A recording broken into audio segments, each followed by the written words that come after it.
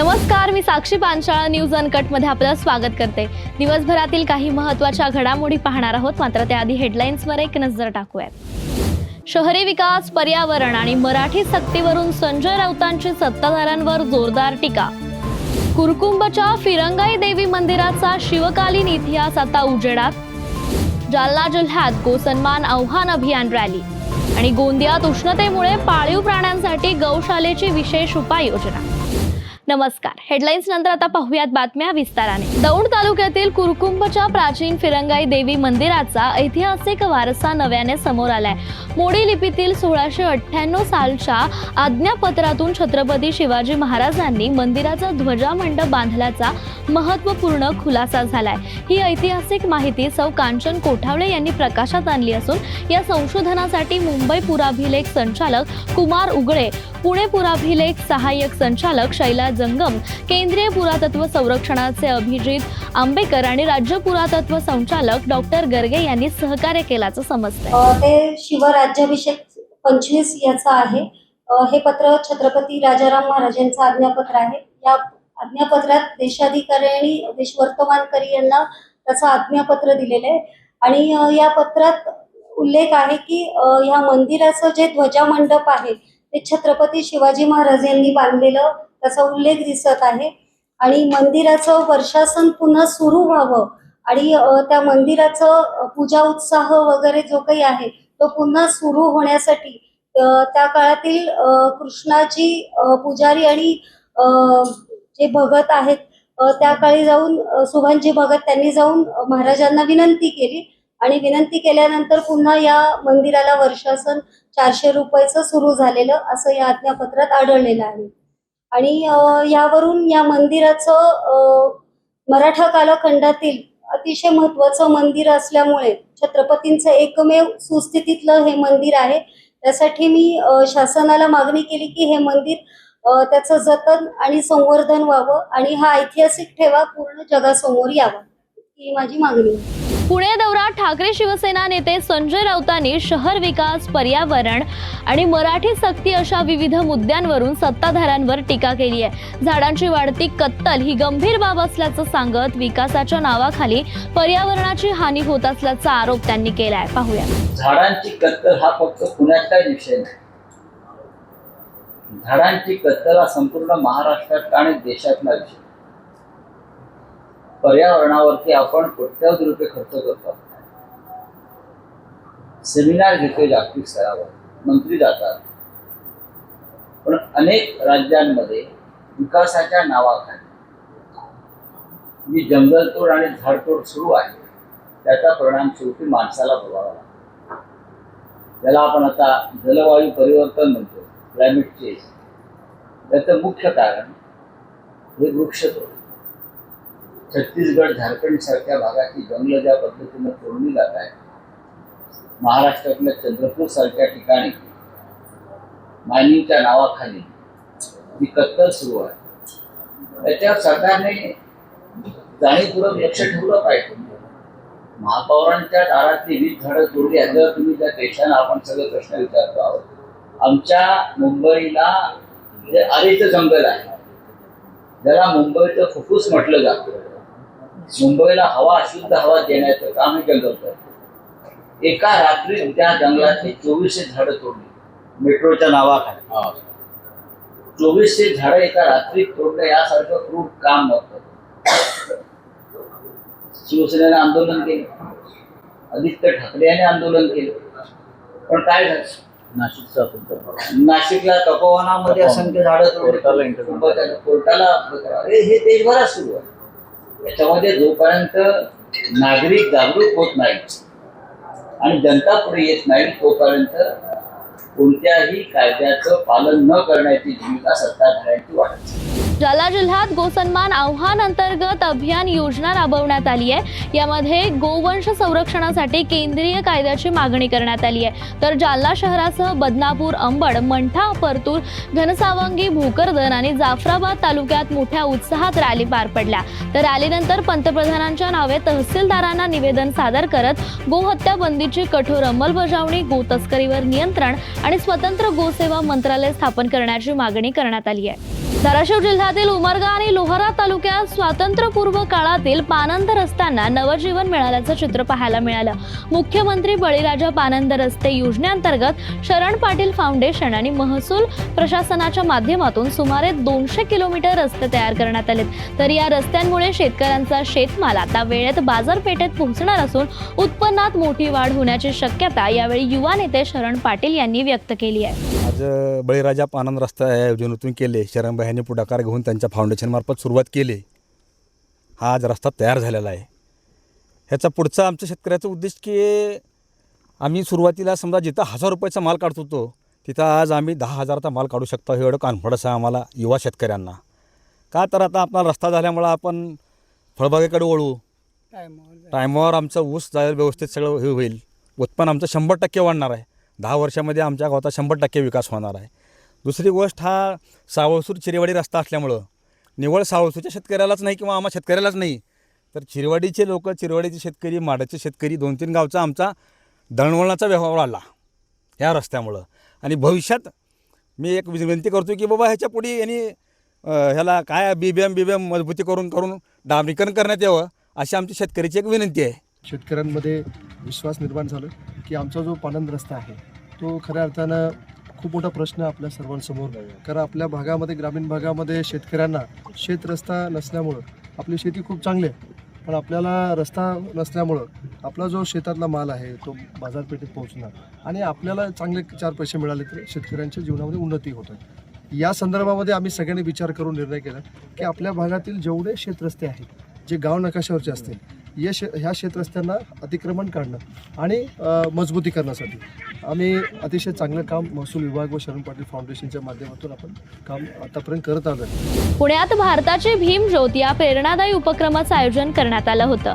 Doctor Babasaheb Ambedkar यांच्या विचारांचा प्रकाश समाजाच्या प्रत्येक घटकापर्यंत पोहोचवण्याचा संदेश यावेळी देण्यात आला. या कार्यक्रमात केंद्रीय मंत्री रामदास आठवले यांनी संविधान हे देशाच्या प्रगतीचं भक्कम अधिष्ठान असल्याचं सांगत समता, न्याय आणि बंधुतेच्या मूल्यांवर भर दिलाय. त्यासोबतच भाजप अनुसूचित जाती मोर्चाचे प्रदेशाध्यक्ष विश्वजित गायकवाड यांच्या संकल्पनेतून हा उपक्रम राबवण्यात आला असून दीक्षाभूमी ते चैत्यभूमी असा प्रवास करण्यात आलाय. आता ही भारताची भीमज्योत म्हणून या ठिकाणी भीमज्योत बीजेपीच्या वतीने आलेली आहे. भारतीय जनता पार्टीने नवीनच विश्वजित गायकवाड लातूरचे राहणारे आहे, त्यांना अनुसूचित जाती मोर्चा बनवलेला आहे. ते आंबेडकर आहेत, ते बुद्धिस्ट आहेत आणि त्यांनी हा निर्णय घेतला की बाबासाहेबांच्या नावाने ती भीमज्योत आहे ती दीक्षाभूमी, ती चैत्यभूमी अशी सगळ्या महाराष्ट्रामध्ये आणायची आणि जनजागृती करायची. बौद्ध समाजाचा, दलित समाजाचा पाठिंबा चांगल्या पद्धतीने बीजेपीला मिळवायचा. नरेंद्र मोदींचं जे व्हिजन विकासाचं आहे त्याला पाठिंबा देण्यासाठी लोकांना जागृत करायचं, अशा अनेक मुद्द्यांवरती ही भीमज्योत या ठिकाणी आलेली आहे. आणि बाबासाहेब आंबेडकरांच्या विचाराशी आणि बाबासाहेब आंबेडकरांच्या भूमिकेला मजबूत करण्यासाठी, बाबासाहेबांचं संविधान मजबूत करण्यासाठी नरेंद्र मोदी काम करत आहे हे लोकांना सांगायचं. अशा पद्धतीनं ही भीमज्योत पुण्यामध्ये आलेली आहे. मला विश्वजित निमंत्रण होतं, आज मी त्यांना वेळ दिलेली होती, त्याप्रमाणे आज मी आलेलो आहे आणि चैत्यभूमीच्या कार्यक्रमाला मी तिथे राहणार आहे. त्यामुळं भारतीय जनता पार्टीची जी बाबासाहेबांच्याबद्दल भूमिका आहे, त्यानंतर संविधानाबद्दलची जी भूमिका आहे, बौद्ध समाजाबद्दलची जी भूमिका आहे, दलितांच्याबद्दलची जी भूमिका आहे ती लोकांसमोर मांडण्यासाठी या भीमज्योतीचा चांगला उपयोग होतो आहे आणि चांगली जागृती दलित समाजामध्ये होत आहे. त्यामुळे मी या भीमज्योतीचं रिपब्लिकन पक्षाच्या वतीनं या ठिकाणी हार्दिक स्वागत करत आहे आणि विश्वजितला माझ्या वतीने मी हार्दिक शुभेच्छा देत आहे. बाबासाहेबांच्या 135व्या जयंतीच्या निमित्ताने भारतीय जनता पार्टी अनुसूचित जाती मोर्चातर्फे आम्ही ही भारताची भीमज्योत हा कार्यक्रम दीक्षाभूमी ते चैत्यभूमी घेऊन जात आहोत. हा कार्यक्रम नागपूरमध्ये 17 तारखेला आमचे प्रदेशाध्यक्ष आदरणीय रवींद्रजी चव्हाण साहेब यांनी ही भीमज्योत तिथे प्रज्वलित केली आणि तिथून ती नागपूर ते अकोला, अकोला ते नाशिक, पुढे छत्रपती संभाजीनगर, लातूर, सोलापूर, पुणे आणि शेवटी ती मुंबईमध्ये चैत्यभूमीमध्ये आम्ही ती समर्पित करणार आहोत. तर या भीमज्योत या कार्यक्रमाच्या मार्फत आम्ही हे दाखवणार आहे की बाबासाहेबांच्या विचारांचा, बाबासाहेबांच्या स्वप्नातला भारत कसा होता आणि हा भारत देशामध्ये केंद्रामध्ये आमचे आदरणीय पंतप्रधान साहेब आणि राज्यामध्ये आमचे आदरणीय मुख्यमंत्री साहेब बाबासाहेबांचे विचार घेऊन कसं काम करत आहेत हे आम्ही या भीमज्योतमध्ये दाखवलं. बीड जिल्हा रुग्णालयात उपचारासाठी दाखल असलेल्या आरोपी तरुणाचा लॉकअपमध्ये संशयास्पद मृत्यू झाल्याची धक्कादायक घटना समोर आली आहे. पॉक्सो प्रकरणात अटक करण्यात आलेल्या आशिष धिवारी याची प्रकृती खालावल्याने त्याला रुग्णालयात दाखल करण्यात आलं. मात्र आज सकाळी त्याचा मृत्यू झाला. तर या घटनेनंतर नातेवाईकांनी पोलिसांवर मारहाणीचा आरोप करत जामिनासाठी मोठ्या रकमेची मागणी केल्याचा गंभीर आरोप केला. दरम्यान दोषींवर कारवाई होईपर्यंत मृतदेह ताब्यात न घेण्याची भूमिका नातेवाईकांनी घेतली आहे. शनिवारी मला पैसे मागितले तर मी म्हणलं साहेब माझ्याकडे काय पैसे नाही, मला 10-15 हजार रुपये देतो मी, माझी परिस्थिती तेवढी आहे तेवढी. ते म्हणले एवढे पैसे नाहीत म्हणले घेऊ शकत आम्ही, लाख रुपये द्या तेव्हाच तुमची जामीन करू. लाख रुपये, हा 1 लाख रुपये मागितले तेव्हा जामीन करू. त्यांना म्हणलं 10-15 हजार रुपये देतो मी, तर म्हणले नाही. तर ते आमच्या घरच्यांची नावं घेतली त्यांनी, म्हणले तुमच्यावर बी कंप्लेंट करू, नाही तुम्ही पैसे दिले तर तुमच्या घरचे बी अटक करू, हे करू ते करू. म्हणलं साहेब म्हणलं काय करायचं ते करा तुम्हाला. म्हणलं आमची परिस्थितीच नाही, म्हणलं कुठून देणार, आमची अशी परिस्थिती आहे. तर ती म्हणली माझी परिस्थिती, त्याला मारहाण केली त्यांनी, पैसे नाही दिले, त्याला वळ उमटून तोंडावर हाजावर मारलं, त्याला बोला येईना काय व्हायना, त्यामुळे त्याला हे झालं. दवाखान्यात कधी आणलं होतं? दवाखान्यात शनिवारी आणलं तर शनिवारी संध्याकाळी, सकाळी अटक केलं 10:30 वाजता इथं बीडला, आणि संध्याकाळी 7-7:30 वाजता इथं ऍडमिट केलं. मला मला सोमवारी काय गेलं तर सोमवारी मी आलो, मी काल गेले किती 10 बुधवारी मेलं.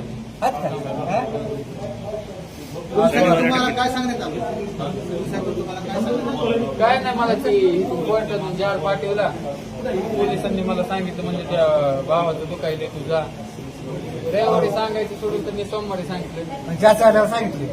ते आता सोमवारी मी आलो, संध्याकाळी त्याला खायला हे घातलं, तर सकाळी वारलं. आता तुमची पुढची भूमिका काय? केस आहे, शेखर बनसोड्यावर केस करायची. त्यांनी हानमार केला बांगर साहेब, नाही शेखर बनसोडे ते दुसरं काय माझं मला काय नाव माहिती नाही, पण ती वयकीच आहे ते, मी असं तुम्हाला सांगू शकते. ते बघितलं त्यांनी मारहाण केली, त्या पाठीवर तोंडावर वळ बघा, त्याला बोला येईना, ते डोळे पांढरे गोष्ट मारले. कोल्हापुरात दिवसेंदिवस तापमानात वाढ होताना दिसते. परिणामी काळंबावाडी धरणातील पाणीसाठा कमी होतोय. शिवाय पावसाळा लांबणीवर पडण्याची शक्यता सुद्धा आहे. त्यामुळे महापालिका प्रशासनाने शहरात पाणी पुरवठा सुरळीत राहण्यासाठी उद्यापासून म्हणजेच 30 एप्रिल पासून कोल्हापूर शहरात 1 दिवसाआड पाणी पुरवठा होणार आहे. त्यामुळे पाणी पुरवठा सुरळीत राहण्यासाठी नागरिकांनी सहकार्य करण्याचं आवाहन यावेळी महापौर रूपा राणी निकम यांनी केलं आहे. नमस्कार, जय श्रीराम. कोल्हापूर महानगरपालिका अंतर्गत पाणी पुरवठा विभाग आणि पाणी पुरवठा विभागाच्या या सगळ्या सुरळीत पाणी पुरवठा होण्याच्या दृष्टिकोनातून काही निर्णय आम्ही घेत आहोत, ज्याच्यामध्ये एल निनोच्या व IODच्या प्रभावामुळे यावर्षीचा उन्हाळा हा लांबणार असल्यामुळे कदाचित ऑगस्टपर्यंत पावसाळा सुरू होईल. खरं तर पाणी पुरवठ्याचं पाणी रेग्युलर लोकांपर्यंत पोहोचण्याच्या दृष्टिकोनातून या पाण्याचे नियोजन चांगल्या पद्धतीनं करण्यासाठी आम्ही एक निर्णय घेत आहोत. कोल्हापूर महानगरपालिका पाणी पुरवठ्याचे सर्व अधिकारी व सर्वांनीच मिळून हा निर्णय घेतलेला आहे की 1 दिवस आड आपण पाणी सुरू करत आहोत, ज्याच्यामध्ये ABE हा 1 दिवशी असेल पाणी पुरवठा, आणि तसंच CD हा दुसऱ्या दिवशी असेल. पाणी पुरवठा हा तुम्हाला चांगला फोर्सफुली होईल, पाण्याची कोणती टंचाई तुम्हाला भासणार नाही याची काळजी पाणी पुरवठा विभागाचे सर्वच अधिकारी घेत आहेत. तर मी नागरिकांना या अनुषंगाने आवाहन करू इच्छिते की असणारा पाण्याचा साठा पुरवून वापरण्याच्या दृष्टीने आपण सगळ्यांनी सुद्धा आम्हाला सगळ्यांना सहकार्य करावं, आणि 1 दिवस आड पाणी होणार आहे त्याच्यामध्ये सुद्धा विनाकारण जास्तीचा पाणी साठा साठवून न ठेवता जेवढं गरजेचं पाणी आहे तेवढंच तुम्ही वापरावं. जय शिवराय. गोंदिया जिल्ह्यात तापमानाने 44.5 अंश सेल्सिअसचा उच्चांक गाठलाय. तर या उकाड्याचा फटका केवळ नागरिकांनाच नाही तर पाळीव प्राण्यांनाही बसतोय. याच पार्श्वभूमीवर गोंदियातील गौशाळेत जनावरांसाठी विशेष उपाययोजना करण्यात आल्यात. पंखे, हिरवे नेट लावण्यात आले असून दिवसातून 2 वेळा जनावरांना पाण्याने अंघोळ घालण्यात येते. तसंच प्राण्यांच्या आरोग्याची काळजी घेण्यासाठी डॉक्टरांचीही नियुक्ती करण्यात आली आहे. जसं लोकांना त्रास होत आहे, मानवी तसंच जनावरांनाही या उष्णतेचा खूप त्रास आहे आणि त्यासाठी आमच्या श्रीकृष्ण गौरक्षण सभेनं खूप चांगली व्यवस्था केलेली आहे. आम्ही दिवसातून 4-5 वेळेस प्रत्येक जनावरांना पाणी स्वच्छ आणि ताजं पाणी पाजतो आणि दिवसातून 2 वेळेस त्यांची आंघोळ करतो आणि चारा पाण्याची चांगली व्यवस्था आहे आमच्याकडे. आम्ही सतत त्यांच्यावर निगा ठेवून आहोत. वंदे गौ मातरम। मैं आप सभी को बताना चाहूँगा कि यह श्री कृष्ण गौरक्षण सभा महाराष्ट्र राज्य की प्रमुख 5 गौशालाओं में से एक, यहाँ वर्तमान में 1006 गौवंश विराजित है। मैं यहाँ पे जिस प्रकार से 44 डिग्री का टेम्परेचर बहुत गोंदिया में हो गया है, उसके लिए हम लोग ने भरपूर व्यवस्था की है कि गौ माता को किसी भी प्रकार की कोई तकलीफ ना हो। जैसा कि आप देख पा रहे हैं, पूरे गौशाला परिसर को हरी नेट से कवर कर दिया गया है, जिससे कि गर्मी में काफ़ी बचाव हो रहा है। पूरी गौ माताओं को दिन में 2 बार पानी से नहलाया जाता है, जिससे उनके शरीर का तापमान गिरा रहे। 4 बार पानी पिलाने की व्यवस्था की गई है। दोनों टाइम दाने चारे की भरपूर व्यवस्था की। पंखे आप देख रहे हैं, पंखे पूरी व्यवस्था की गई है। आपको बताना चाहूँगा, जिस प्रकार से एयरपोर्ट पे इंडस्ट्रियल फ़ैन रहते हैं, उसी प्रकार से पंजाब से हम उन्होंने इंडस्ट्रियल डेयरी फ़ैन बुलाए हैं, जो कि यहाँ पे अभी लगा दिए जाएंगे। सभी शेड में फॉगर लगे हुए हैं, फॉगर की व्यवस्था की गई है। तो जितना हमसे संभव हो पा रहा है, ज़रूर हम लोग सभी गौ माताओं की ध्यान रख रहे हैं कि यहाँ 4 डॉक्टर फुल टाइम नियुक्त किए गए हैं, जो गौ माता का पूरा ध्यान रखते हैं और उनका शरीर का तापमान, यदि किसी भी प्रकार से किसी गौ माता को तकलीफ रहती है, दवाई पानी की भरपूर व्यवस्था यहाँ पे की गई। भंडारा जिल्ह्यातील मोहाडी शहरात पाणी निर्माण झाली आहे। गेल्या 48 तासांपासून शहराचा पाणी पुरवठा पूर्णपणे विस्कळीत झालाय, तर नागरिकांना थेंब थेंब पाण्यासाठी भटकावं लागतंय। मोहाडीतील नळांना 2 दिवसांपासून पाणी चाललेलं नाहीये। स्वयंपाक, स्वच्छता आणि पिण्याच्या पाण्यासाठी नागरिकांचे प्रचंड हाल होताना दिसतायत, तर स्थानिक नागरिकांनी वारंवार नगरपंचायतीकडे तक्रारी केल्या, मात्र प्रशासनाकडून केवळ आश्वासनं मिळत असल्याचा आरोप त्यांनी केलाय। त्यानंतर मेळघाट परिसरात पाणी टंचाईची समस्या गंभीर बनली असून दुर्गम भागातील नागरिकांना मोठ्या अडचणींचा सामना करावा लागतोय।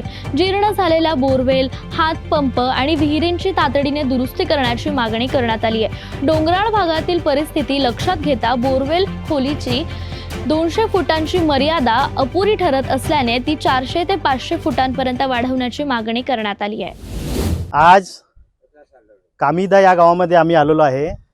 इथं ह्या हातपंपला वॉटर लेवल कमी झाल्यामुळं अर्धा 1-1 तास हापसी हलवल्यावरही पाणी येत नाही आहे आणि गावातील आमच्या आदिवासी नागरिकांना पाण्यासाठी इथून 1 किलोमीटर जंगलामध्ये विहीर आहे, त्या विहिरीवर जावं लागत आहे। त्या विहिरीची पण पाण्याची पातळी कमी झालेली आहे। शासनाचा धोरणच चुकीचं आहे।